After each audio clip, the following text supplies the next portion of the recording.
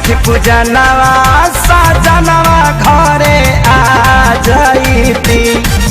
आसो धूम धन से होई छठ पूजनवा सजनवा घरे आ जाइती। सजनवा घरे आ जाइती है, सजनवा घरे आ जाइती। माई दे बाड़ी गोदी में ललनवा सजनवा घरे आ जाइती।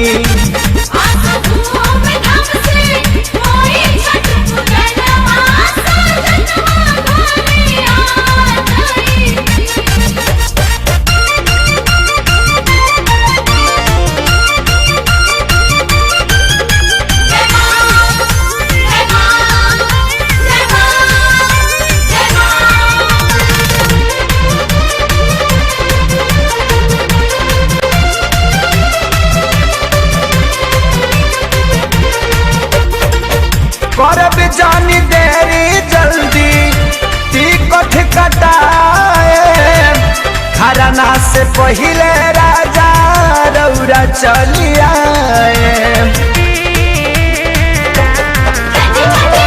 करब जानी देरी जल्दी टिकट कटाए, खरना से पहले राजा रौरा चली आए। दौरा साजे खाती किन सब समानवा सजनवा घरे आ जाइती।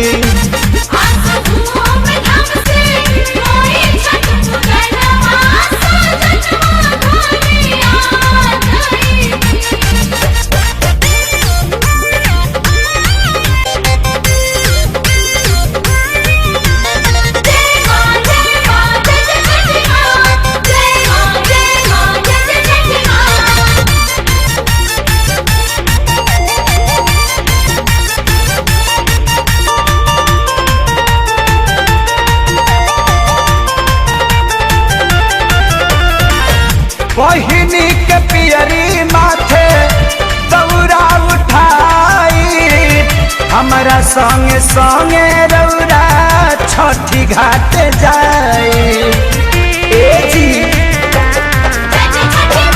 बहिनी के पियरी माथे दौरा उठाई, हमारा संगे संगे रौरा छठी घाट जाए।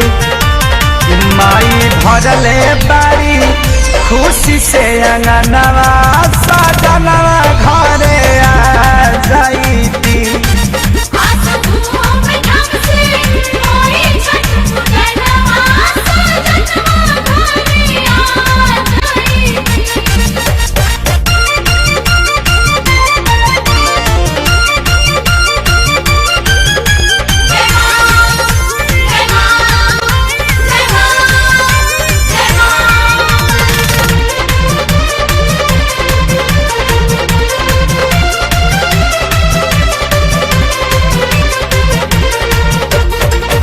प्यारे लाल आजाद घुंघरू दियरी बराई, सोनू पवन घरे कोसी भराई।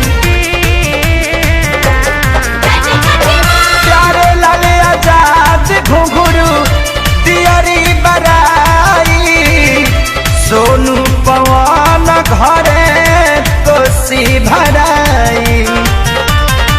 रातना कर बजई है खेसारी के गनवा सजनवा घरे आ जाइती।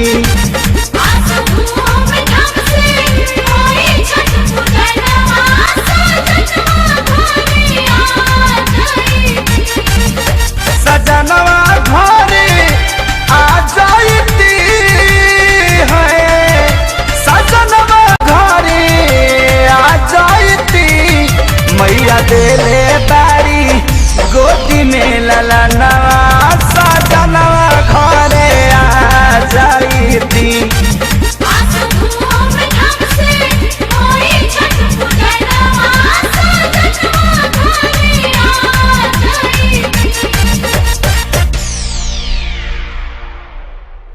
आपको ये गाना मेरा पसंद आए तो अपना अपना कमेंट जरूर डालें और अपने भाई को, अपने बेटा को, अपने भतीजा को, छोटका लड़का सन के मौसा को आप अपना प्यार दीजिए और आशीर्वाद बनाए रखिए ऐसे ही खेसरिया पर।